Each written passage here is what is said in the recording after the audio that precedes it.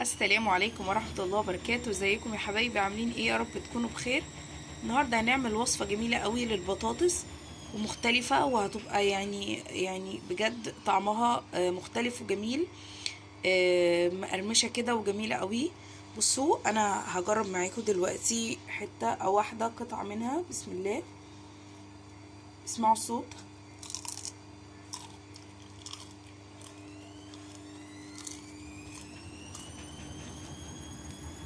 اتمنى بقى ان انتوا ما تنسونيش باللايك دلوقتي، تحطوا لايك للفيديو وتشتركوا في القناه وتفعلوا الجرس لو انتوا لسه جداد عندي. ويلا بينا نسمي الله ونصلي على النبي عليه افضل الصلاه والسلام، ونبدا الطريقه مع بعض.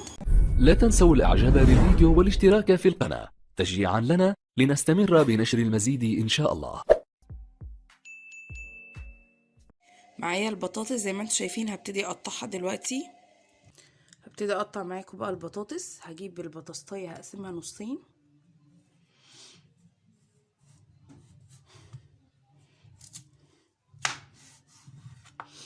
تمام. بعد كده النصين هقطع كل نص نصين برضو، هقطعها. بسم الله.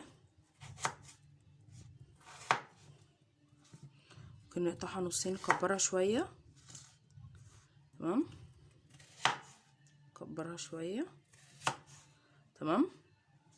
زي ما انتم شايفين كده، هقطعها كلها بنفس الطريقه كده.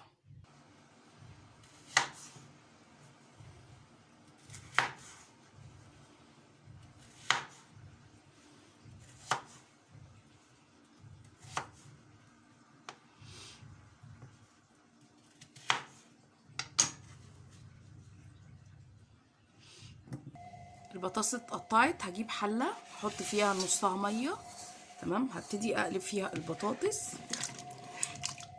عشان هسلقها.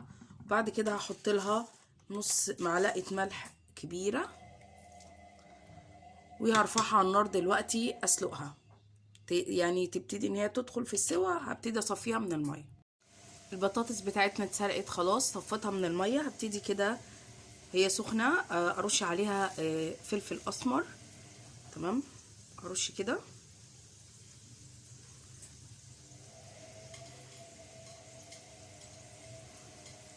بعد كده هحط لها نشا وهي سخنه كده، اوزع عليها نشا ذره. خلاص، هقلبها. هحاول كده ان انا اقلبها كده عشان النشا بس تدخل فيها كلها. احط تاني فلفل اسمر، حطيت على الجنب التاني فلفل اسمر، هحط لها برضو نشا. اقلبها بقى كويس كده عشان النشا يخش في كل حبايه من حبات البطاطس.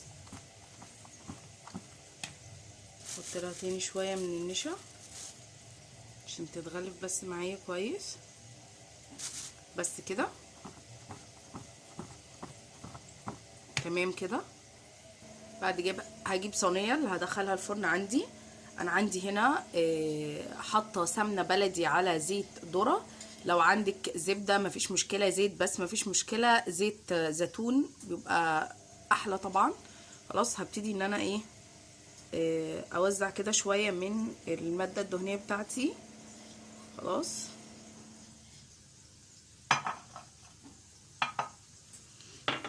هوزع كده او بالفرشه عندك كده، او بالفرشه مفيش اي مشكله خالص. خلاص، هحط البطاطس بتاعتي.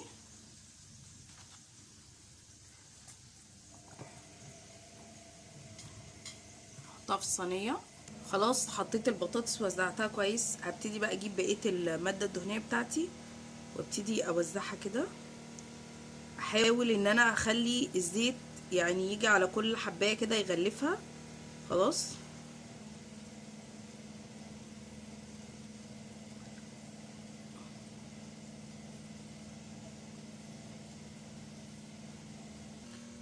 علشان ما احطش زيت تاني هبتدي ان انا اقلبها كده شويه بحيث ان انا اغلفها بالماده الدهنيه، اخلي الزيت يجي من كل الجوانب فيها.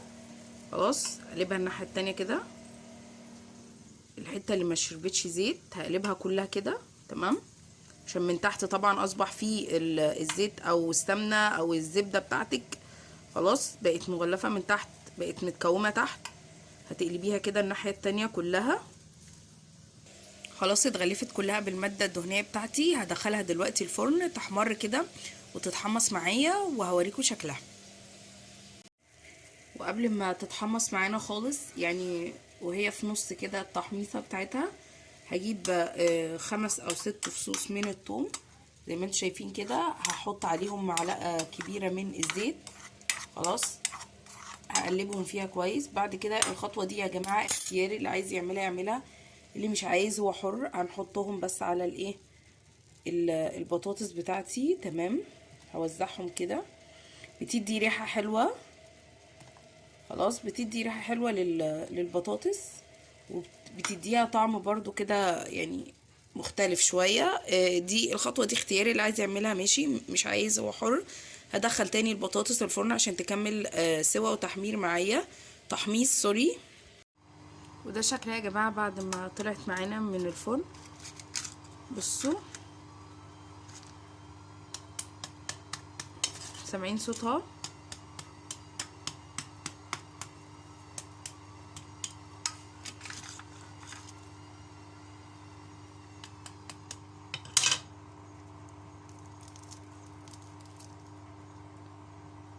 يعني جميلة جدا وبتقرمش حلوة قوي عشان سخنة. بس صوتها